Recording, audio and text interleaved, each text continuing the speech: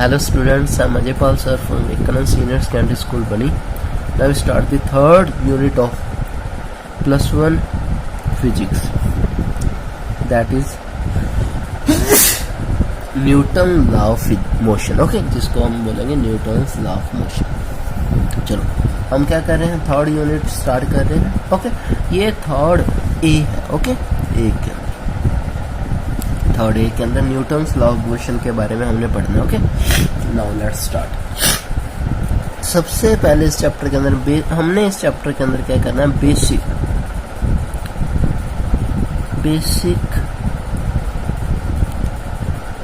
Explanation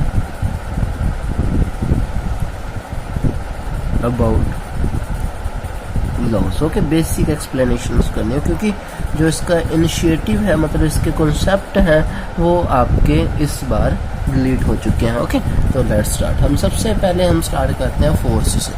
सबसे पहले आपको पता होनी चाहिए व्हाट इज द फोर्स, क्योंकि ये सारा चैप्टर फोर्स के ऊपर बेस है.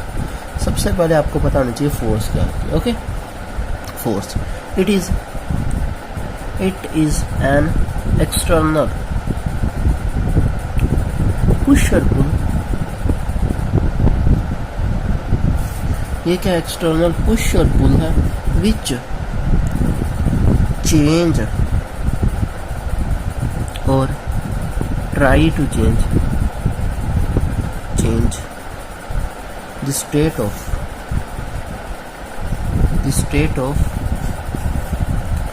state of motion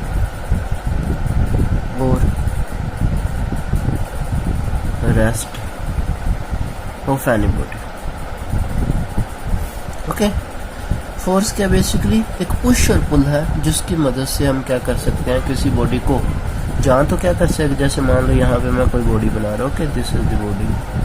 ओके, जहाँ तो आप क्या कर सकते हो, इस बॉडी को रेस्ट से मोशन में ला सकते हो. ठीक है, मोशन में आ जाएगी ये बॉडी. ओके, अब ये मोशन में आ गई. ओके, मान लो ये मोशन के अंदर, अब ये मोशन के अंदर जा रही है. ओके, अब ये मोशन में आ चुकी है. ठीक है, आप क्या कर सकते हो, रेस्ट से मोशन में ला सकते हो, और मोशन से फोर्स लगा के इसको दोबारा रेस्ट पे भी लेके आ सकते हो. तो ये होती है फोर्स. ओके, किस तरीके से फोर्स लगाओगे, या तो उसको पुश करोगे या पुल करोगे. ओके, तो फोर्स आगे कई टाइप की हो सकते हैं. ओके, बहुत ज़्यादा टाइप है फोर्स के. बेसिकली फोर्स को अगर सिंपल लैंग्वेज में देखा जाए तो दो फोर्स में डिवाइड किया जाता है. एक होती है कॉन्टैक्ट फोर्स, एक होती है non contact force. Okay, contact force के अंदर आप क्या करते हो, कॉन्टैक्ट करते हो सब्जेक्ट के साथ, उस सब्जेक्ट को टच करके उसकी मोशन, उसकी स्टेट चेंज करते हो, उसको मोशन से रेस्ट से मोशन टच करके ले जाते हो by contact. Okay, by contacting we can change state of any body. Okay, हम किसी बॉडी की स्टेट चेंज करते हैं बाय कॉन्टैक्ट करके. यहाँ पे state change without contact, state change without connecting. Okay, connect के बिना. अभी देखो, अब इसके टाइप्स होंगे. अब आपको पता होना चाहिए कि कॉन्टैक्ट से कैसे चेंज हो जाए. अब आप ये देखोगे कि कैसे कॉन्टैक्ट से चेंज होगी फोर्स, कैसे नॉन कॉन्टैक्ट से चेंज होगी. ओके, कॉन्टैक्ट फोर्स के अंदर क्या क्या आएगा आपका, बेसिकली कौन कौन सी फोर्स आएगी, मस्कुलर फोर्स आएगी जो मसल से लगाते हैं. ओके, मैकेनिकल फोर्स आएगी. ओके, फ्रिक्शन फोर्स आएगी. ये जो फोर्स होती हैं वो कॉन्टैक्ट से आपकी बॉडी को चेंज करती है. ओके, और नॉन कॉन्टैक्ट के अंदर क्या आती है, आपको पता है ग्रेविटेशनल फोर्स और मैग्नेटिक फोर्स. दूर से ये कॉन्टैक्ट कर लेते हैं. ओके, तो ये जो फोर्स है that are the non contact force. Okay, तो हमने ये फोर्स के बारे में पढ़ा. नेक्स्ट हम देखते हैं इनर्शिया के बारे में. Okay, what is the inertia के बारे में discuss.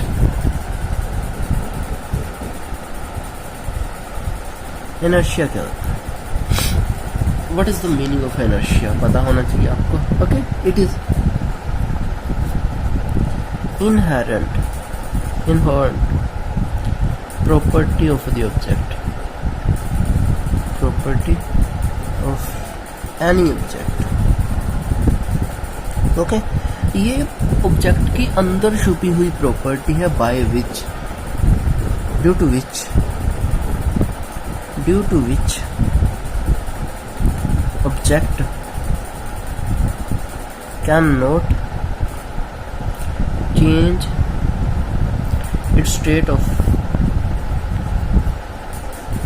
rest, its state of rest and state of motion by itself. Okay, कहने का मतलब मैं बताता हूँ आपको. कोई ऑब्जेक्ट पड़ा हुआ है यहाँ पे, ठीक है. ये ऑब्जेक्ट ना तो खुद अपने आप क्या कर सकता है, मोशन में जा सकता है. ओके, और ना ही मोशन में जाता हुआ अपने आप को रेस्ट में ला सकता. ओके, क्यों? क्योंकि इसके अंदर मास है. ओके, वो मास इसको रोकता है. जितना ज्यादा किसी बॉडी का मास होता है, okay, inertia is directly proportional to the mass. जितना ज्यादा किसी बॉडी का मास होगा उसका इनर्शिया भी उतना ही ज्यादा होगा. ओके, इनर्शिया बेसिकली मास पे डिपेंड करता है. इनर्शिया क्या होता है? It is inherent property of object जिसके कारण due to which it can not change state of rest और मोशन बाय इटसेल्फ. अपने आप ना तो वो मोशन से रेस्ट आ सकता है ना रेस्ट से मोशन में जा सकता है जब तक हम उसके ऊपर फोर्स नहीं अप्लाई करवा देते. ओके, तो दैट इज द इनर्शिया, उसको इनर्शिया बोलते हैं. ओके, अब इनर्शिया के 3 टाइप्स होते हैं. First, inertia of motion. Okay, इसके अंदर क्या होता है बॉडी inertia मोशन के अंदर? जो ऑब्जेक्ट है अगर वो मोशन में है तो वो मोशन में ही रहेगा, वो रेस्ट पे नहीं आ सकता.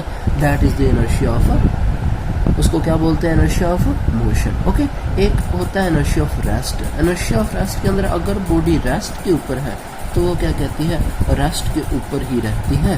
उसको क्या बोलते हैं? inertia of rest. ओके, तो हम सबसे पहले मोशन के बारे में डिस्कस करते हैं. It is inability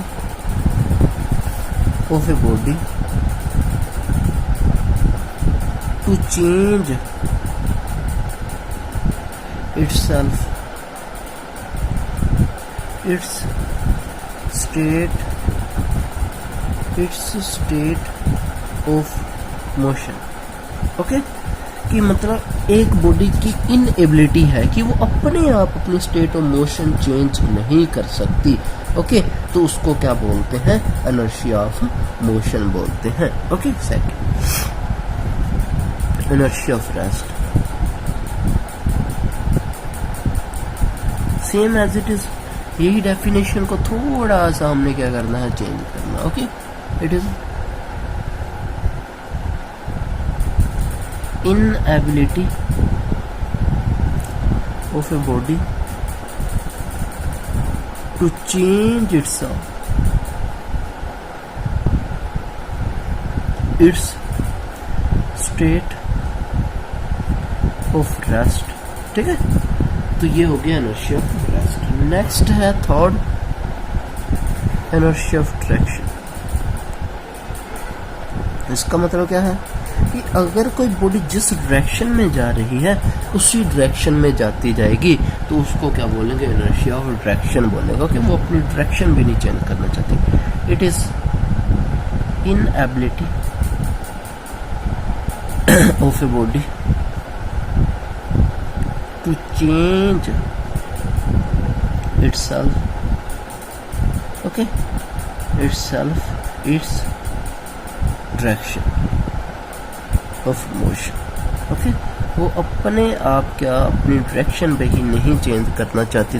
that is the inertia of traction. ओके, तो हमने क्या डिस्कशन किया inertia के बारे में? It is inherent property of object due to which object can not change state of rest, motion और डायरेक्शन. ओके, और डायरेक्शन. जिसके कारण ऑब्जेक्ट ना तो अपनी स्टेट मोशन से रेस्ट में आना चाहता है, ना रेस्ट से मोशन में आना चाहता है, वो जिस कंडीशन में उसी में रहना चाहता है, उसको क्या बोलते हैं? इनर्शिया बोलते हैं। तो ये 3 टाइप का इनर्शिया था। अब हम क्या डिस्कशन करते हैं? हम डिस्कशन करते हैं first law of motion. Okay, आपको पता है फर्स्ट लॉ ऑफ मोशन क्या है? ओके, बताओ। हम अब करते हैं Newton first law of motion.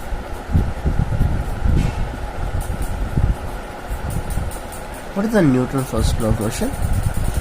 Okay, बताओ क्या होता है Newton first law of motion? Newton first law of motion basically क्या करता है? फोर्स को डिस्क्राइब करता है। हमने फोर्स की डेफिनेशन की थी। क्या थी फोर्स की डेफिनेशन? एक्सटर्नल पुश और pull by which object can not change its state. Okay, दोबारा दिखा देता हूँ। It is external push pull which change और try to change the state of motion और state of any body. Okay, rest of any body. कहने का मतलब ऐसी पुश और पुल जिसके द्वारा कोई ऑब्जेक्ट या तो क्या करता है? मोशन से रेस्ट में आता है या रेस्ट से मोशन में जाता है। तो फिर फर्स्ट लॉ क्या है? ओके, फर्स्ट लॉ एक तरह से फोर्स को एक्सप्लेन करते हैं। इसको लॉ ऑफ फोर्स भी बोला जाता है। ओके, चलो हम देखते हैं क्या इसकी डेफिनेशन है। Okay,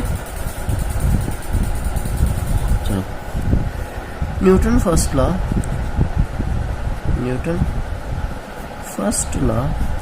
state that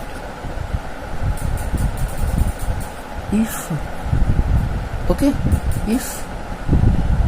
a object in motion, it remain in motion, okay, or if an object in rest, it remain in rest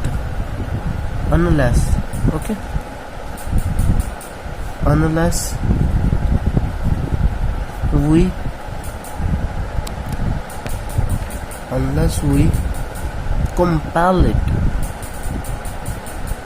to change its state by external push.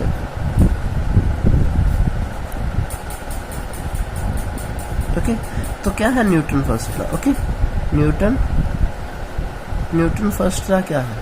Newton first law है Newton first law state that if object in motion, अगर कोई object motion में है तो वो motion में रहेगा, अगर कोई ऑब्जेक्ट रेस्ट में है तो वो रेस्ट में रहेगा, जब तक हम उसको क्या करते हैं? एक्सटर्नल फोर्स से एक्सप्लेन नहीं कर सकते। ओके, और ये बेसिकली फोर्स और इनर्शिया को डिफाइन करता है। इसके अंदर इनर्शिया आ गया क्योंकि इनर्शिया की वजह से तो रेस्ट पे रह रहा है। ओके, अगर रेस्ट में है तो रेस्ट पे रह रहा है किसी की वजह से?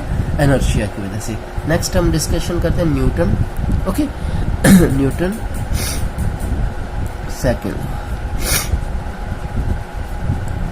क्या होता है न्यूटन सेकंड? ओके, आपको पता होना चाहिए न्यूटन सेकंड लॉ क्या है। ये क्या होता है? ये बेसिकली क्या किसको बताता है? फोर्स को बताता है। Okay, the rate of change of linear momentum, okay, directly proportional to the external force applied. ये सिंपल सा लॉ है। ओके, इसकी डेफिनेशन इतनी है, the rate of change of linear momentum. हम लीनियर मोमेंटम बाद में डिस्कशन करेंगे। The rate of change of linear momentum is directly proportional to the external force applied. Okay, this was Newton's second law. Okay, ये second law है Newton का। ये किसको describe करता है? F is equal to M में। जो आपने इक्वेशन सुनी है ना, F is equal to M में, वो किसकी वजह से आई थी? वो न्यूटन सेकंड लॉ की वजह से आई थी। ओके, तो लास्ट लॉ हम डिस्कशन करते हैं, इसके बाद आज का हम लेक्चर खत्म करेंगे। That is the Newton third law. What is the Newton third law? आपको पता है न्यूटन थर्ड लॉ तो? ओके, क्या था Newton third law? Newton third law क्या बताता था कि अगर हम किसी बॉडी के ऊपर फोर्स लगाते हैं तो हमें एक इक्वल फोर्स हमें वापस मिलती है। That is the Newton third law. उसका क्या था न्यूटन थर्ड लॉ के अंदर? कि जो एक्शन है वो इक्वल एंड अपोजिट है किसके? रिएक्शन के। और According to Newton third law, to every action there is equal and opposite reaction.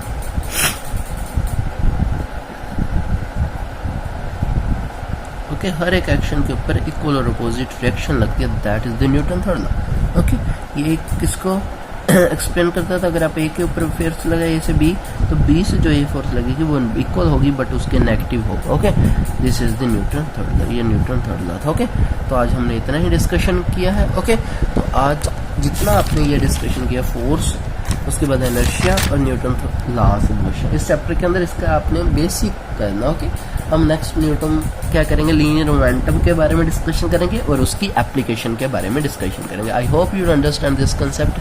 Take care, stay home, stay safe, bye. तो आपने क्या करना है, ये आपने नोटबुक कंप्लीट करनी है, आपने नोट्स बनाने हैं, अच्छे से रिवाइज करना है, और कोई प्रॉब्लम होगी तो आप स्कूल में आके डिस्कशन कर सकते हैं। ओके, तो take care, stay home, stay safe.